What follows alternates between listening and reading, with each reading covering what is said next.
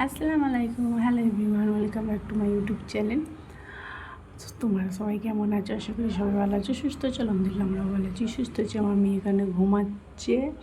এখন ঘড়ির কাঁটা বলছে 5টা 5 বাজে, এখন ভোর। তো আমি এখনই উঠে পড়িয়েছি, ভোরবেলায় উঠে পড়েছি, কারণ 8টার সময় আমাদের ঈদের নামাজ। তো হ্যাঁ, সবাইকে ঈদ মোবারক। সবাই কেমন আছো অবশ্যই কমেন্টে জানাবে। সবাইকে ঈদ মোবারক, সবাই ঈদ ভালো কাটুক আর সবাই সুস্থ থেকো। চলো, এখন কিচেনে চলে এসেছি। আগে ফ্রেশ হইনি, বাথরুম থেকে এসে ফ্রেশ হইনি। কিচেনে অনেক কাজ আছে। রাতে বাসনগুলো ধোয়া হয়নি, কারণ কালকে রাতে যেটা আমাদের ঈদ স্পেশালিস্ট চালের একটা রুটি করা হয়, সেটা করেছিলাম। তো মা আর আমি মিলে করেছিলাম, তো ওটা দেখানো হয়নি। বাচ্চা আমার মানে বেবিটা অসুস্থ ছিল বলে অতটা আমি দেখাতে পারিনি, সরি। তো আজকে সবই দেখাবো তোমাদের সাথে, আজকে শেয়ার করবো সবই। দেখো কী করি। তো চাটা খাওয়া হয়ে গেছে, চা করে খাওয়া হয়ে লেগে পড়েছি কাজে, কারণ তাড়াতাড়ি করতে হবে। আমার বেবি ওখানে ঘুমাচ্ছে আর আমিও তাড়াতাড়ি করছি। এইটা হবে এখন বাটার নান রুটি। বাটার নান রুটির জন্য প্রথমে ময়দাটাকে ভালোভাবে মেখে নিচ্ছি। ময়দাটা কী করে ভালোভাবে মাখছি, অনেক কিছুই দিয়েছি, ইস্ট দিয়েছি, অনেক কিছু দিয়েছি। তো যদি কারোর রেসিপিটা চাই অবশ্যই কমেন্ট করে আমাকে বলবে, আর আমি রেসিপিটা একদিন তোমাদের সাথে শেয়ার করব। ওকে ওকে দেখো, এখানে একটু লিকুইড দুধ দিচ্ছি। সরি, এখানে আমার কল এসে গেছিলো, তো তার জন্য ভো করে আসছে। যাই হোক, এখানে বাটার নান রুটিটা যে করবো তার জন্য ভালোভাবে মাখিয়ে নিলাম। ভালোভাবে মাখিয়ে নিয়ে তারপরে একটু একটু করে লিকুইড দুধ দেবো। মানে আমি গরম পানির বদলে সেটার জন্য সেটা দিইনি, সেটা দিলেও চলবে, সেটা দিলেও মানে হবে। তো তার জন্য লিকুইড দুধটা ইউজ করেছি।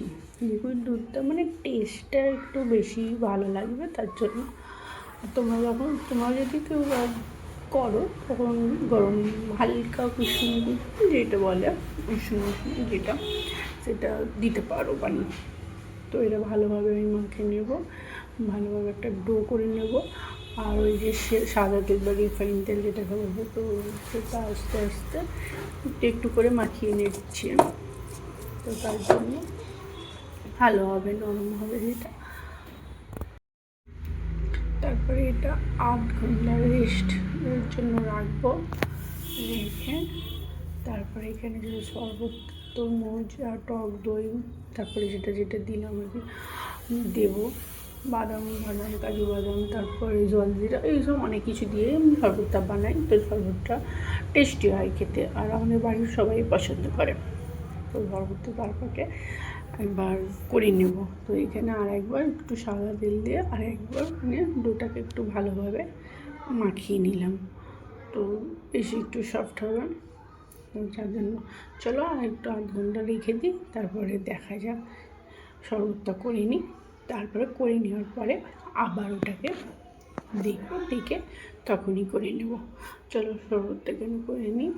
আর করে নিয়ে শরবতটা করে নিয়ে আমি এখন ফ্রিজে রেখে দেবো শরবতটা, কারণ এখন তো কেউ খাবে না, এখন ভোরবেলায়। তো ফ্রিজে রেখে দেবো, যখন মেহমান আসবে বাড়িতে বা আমরা যখন খাবো তখন ফ্রিজ থেকে নিয়ে খাবো।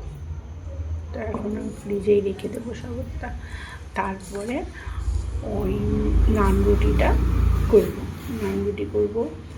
আর ঝুড়ো ঝুড়ো যে সিমুইটা হয়, তো নাম জানি না আমি, সরি। তো ওটা করবো। আর লিকুইড দুধে যে সিমুইটা হয় সেটাও করবো। বিফ রান্না হবে, চিকেনটা করবো, নানের সাথে করবো, যেহেতু খাবো যেহেতু, সরি। তো সেই জন্য দই চিকেন করবো। তো চলো একে একে করে নিয়ে তোমাদের সাথে শেয়ার করবো।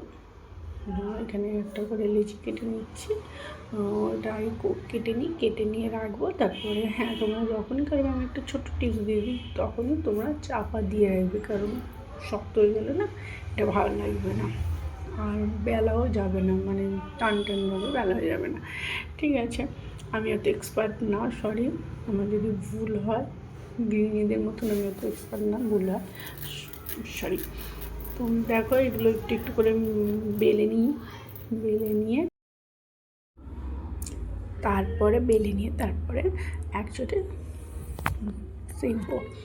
তো ননস্টিকে একটা ফ্রাই প্যান বসিয়ে দিয়েছি, তো ওইদিকে আর এদিকে একটা করে বেলচা, তারপরে উপরে মানে একটু টেস্ট হওয়ার জন্য ধনে পাতা দিয়ে দিয়েছি, তারপরে বাটারটা দেবো। চলো দেখা যাক করি। ওখানে দিয়ে দিয়েছি একটা ফ্রাই প্যানে ননস্টিকে, তো তার মধ্যে এটা দিচ্ছি।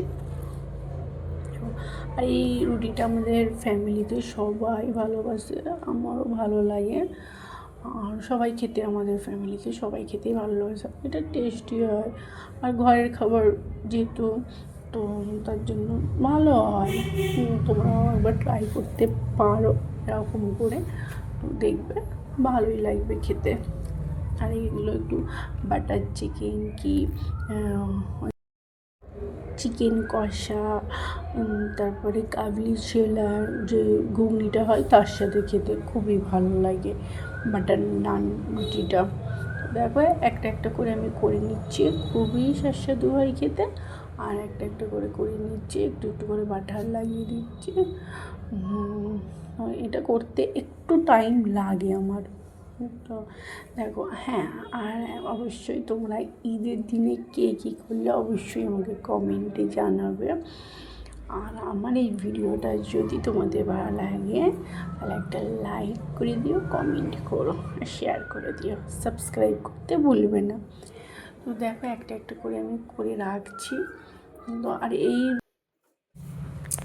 আর গ্যাসের আঁচটা না একটু কম করে রাখবে, তো দেখবে আস্তে আস্তে হবে, ভিতরটাও হবে আর বাইরেরটাও ঠিকঠাক হবে, তাই না? চলো সবগুলো হয়ে গেছে, আমার এ কটাই করা হয়েছে, সবগুলো করা হয়ে গেছে। কত সফট হয়েছে দেখো, খুবই সফট হয়েছে, আর খেতে খুবই ভালো হয়েছে, খুব দারুণ হয়েছে খেতে। তো চলো এবার দই চিকেনটা করে নিই। আর এইটা হয়েছিল কালকের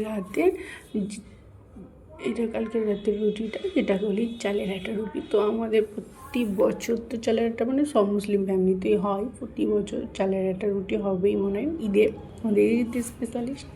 তো চলো এবার আমার মেয়েকে একটু সাজুগুজু করিয়ে দেবো, বিছানাটা ভালোভাবে গুছিয়ে নিলাম, গুছিয়ে নিয়ে পরে আমার মেয়েকে একটু সাজুগুজু করিয়ে দিই, ঈদ বলে কথা। এই দেখো দুষ্টু মিষ্টি মেয়েটা বসে আছে, তো তার নানাজি নামাজ পড়ে চলে এসেছে, ওর সাথে দু একটা পিক তুললো, দেখো।